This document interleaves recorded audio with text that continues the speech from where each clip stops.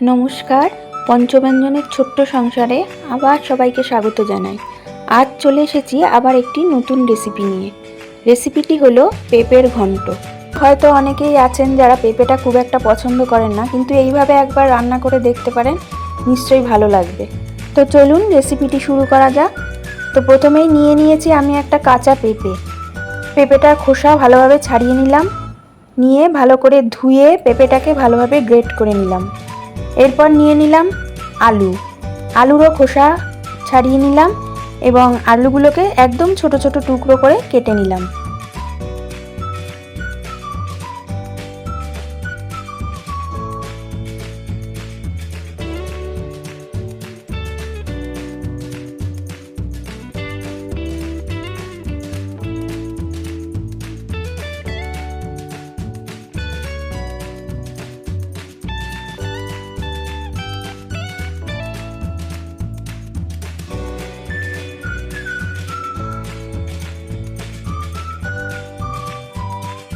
এরপর কড়াইতে সর্ষের তেল নিয়ে তেলটাকে ভালো করে গরম করে নিয়ে এর মধ্যে মুসুর ডালের বড়ি এবং বাদাম ভালো করে লাল লাল করে বেশ ভেজে তুলে রাখলাম।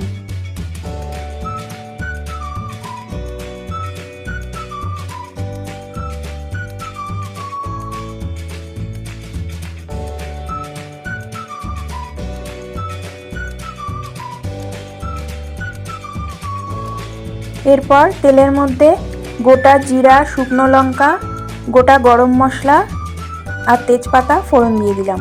আগে থেকে কেটে রাখা আলুগুলো তেলের মধ্যে দিয়ে দিলাম এবং আলুগুলোকে কিছুটা ভেজে নিলাম। আলুটা একটু ভালোভাবে ভাজা ভাজা হয়ে আসলে এর মধ্যে 1 চামচ মতো গ্রেট করা আদা দিয়ে দিলাম আর দিয়ে দিলাম কিছু চিড়ে রাখা কাঁচা লঙ্কা। এর সঙ্গে অ্যাড করে দিলাম স্বাদ মতো নুন এবং হলুদ গুঁড়ো।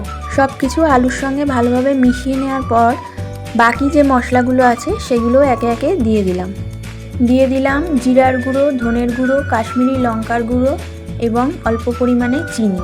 এই পেঁপের ঘন্টটা একটু মিষ্টি মিষ্টি হলে খেতে বেশ ভালোই লাগে।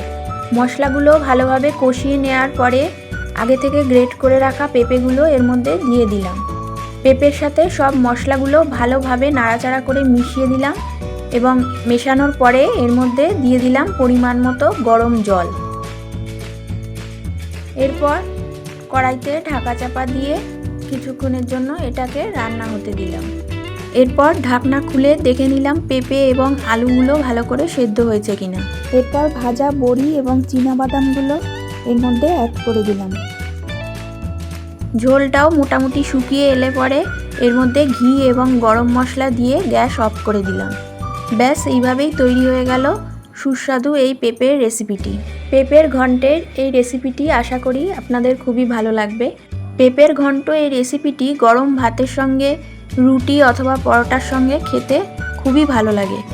যদি ভালো লেগে থাকে তাহলে কমেন্ট করে জানাবেন এবং লাইক, শেয়ার, সাবস্ক্রাইব করে পাশে থাকবেন। আজ তাহলে চলি, আবার চলে আসবো অন্য কোনো দিন অন্য কোনো রেসিপি নিয়ে।